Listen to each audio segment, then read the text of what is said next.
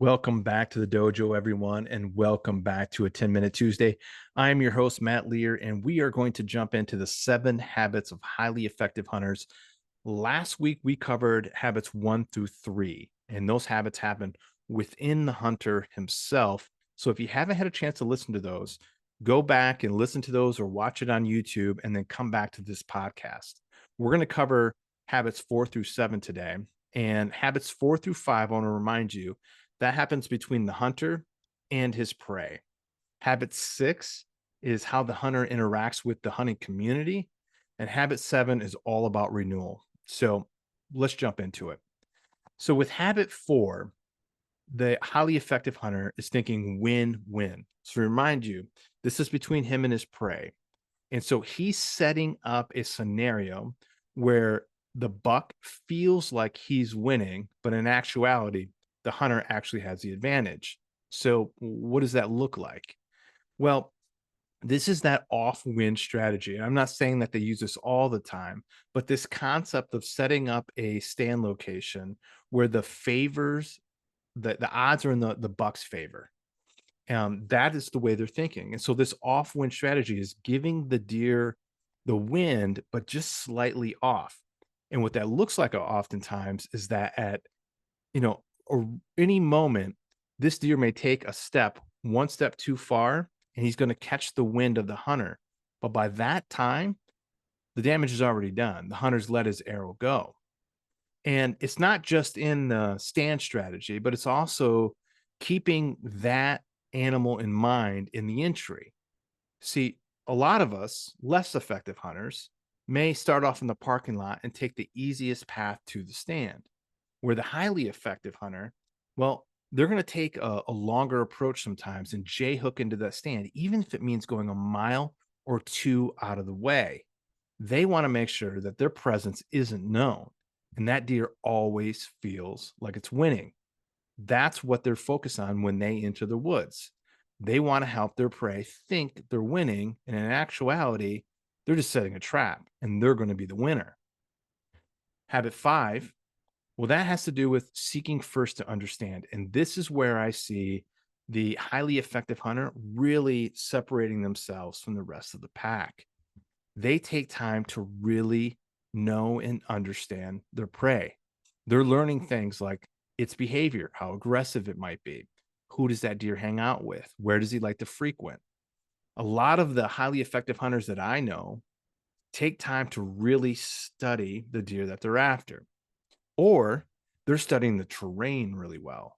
They're understanding maybe how some of the biggest bucks in the area navigate through the terrain. They know where they live, they know where they visit, and they know where they're going to be at the time that they're going to hunt them. It's not luck. They're not going out just hoping. They've really taken the time to study their prey. They're also looking at the sign. What is the sign telling them right then? They're not just looking at it and going, oh, there's a buck rub or there's a scrape. They're trying to figure out what buck made that rub. What is the rub telling them? What is that scrape telling them? It's all information and data that they're taking in to first seek to understand before they take action. They do not take action without fully understanding their prey or the terrain that they're in. So the last thing about that is that they're curious.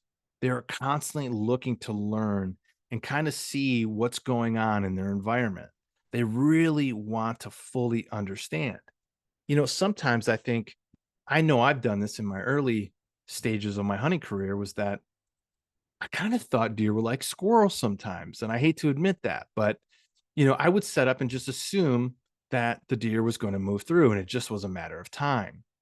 I wasn't curious enough to really understand what the deer was thinking, how they move, and what sign they were laying down and what that sign meant. So, some of the most highly effective hunters I know, they stay curious and they seek to understand first. So, now we're moving into habit 6. And this one is how that highly effective hunter interacts with the hunting community. Now, I think there's some very successful hunters in the sense of they can lay down big bucks, but what makes them highly effective is how they pass on that knowledge and that understanding to other hunters in the community. So what I see with the most highly effective hunters that I know, these are hunters that I deeply respect, is that they uplift the community. They don't tear it down. They're not looking to beat their chest and show everybody that they're the best. In fact, they share with others with the spirits of contributing, not self-promotion. Some of the best hunters I know are extremely humble, and they really do care about other people's success. They also have a shared resource mindset, which means they understand that the deer that we hunt is really a shared resource. They care about conservation. They help manage the herd. They'll go out and they'll shoot does, and they'll make sure that they're doing their part, but they're also going to go after and get their buck too. And so that means they care for the land and the deer. They have a deep respect for the animal that they hunt. And by doing that, it helps us out. And so I think that's really important to point out. Those are some of the hunters that I really respect the most. And I could think of a lot of names. I could think of John Eberhart, who shares a lot of his information, has written books, and been on countless podcasts. Dan Infalt is another name that comes to mind. He's one of the most successful hunters that I can think of, but yet shares his information freely and created a forum. These are men who could have kept those secrets to themselves and just made themselves look great, but yet instead they share that information. Go look through the history of our podcast alone. All of those names are highly effective hunters who decided to uplift the community instead of just, make it about them. And so those are the people that I really respect. And I ask, what are you doing for the community? What am I doing for the community? Those are things as we look to try to move up in our skill set and become a more highly effective hunter, because we have to remember we are part of the community and we need to give back to that community. So the last thing that highly effective hunters do is habit 7, and that's sharpening the saw. They take time to refresh in all areas of life. Physically, they take care of themselves and make sure that they're in shape to be able to do the things that they want to do when season comes. They're working out, they're eating right, they're taking care of their health so they can prolong their hunting career. Mentally, they're mentally sharp. They have positive attitudes. They've always got an upbeat outlook and they have this belief that they can figure out and get it done.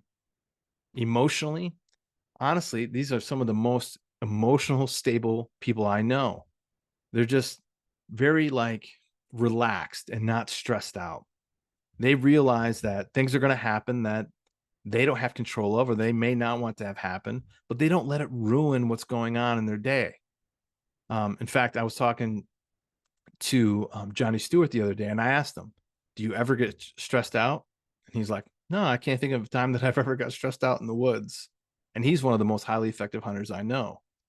And I really believe the most highly effective hunter is going to have some type of spiritual practice involved. They're going to realize that there's a higher being out there, and hunting and being in the woods is a way of connecting with them. And the last thing I think is this continuous improvement mindset. This is the way they sharpen their saw. They're honing their craft. They're trying to get better at what they love to do. And they're constantly learning and they're seeking out other avenues. They don't think that they have it all figured out. And so those are the 7 habits of highly effective hunters. And if you notice, we didn't talk about a lot of tactics. It's more about mindset and a way of life. And I think if we adopt these principles, we too can become highly effective hunters. So that's it for our podcast this week. Remember that we have the Mentality Vlog on Wednesdays on YouTube, and that drops at 9 p.m. We have our interview podcast that happens on Thursday. We drop that every Thursday at 5 a.m. And then our 10-minute Tuesday. So until we see you again, remember, embrace the journey.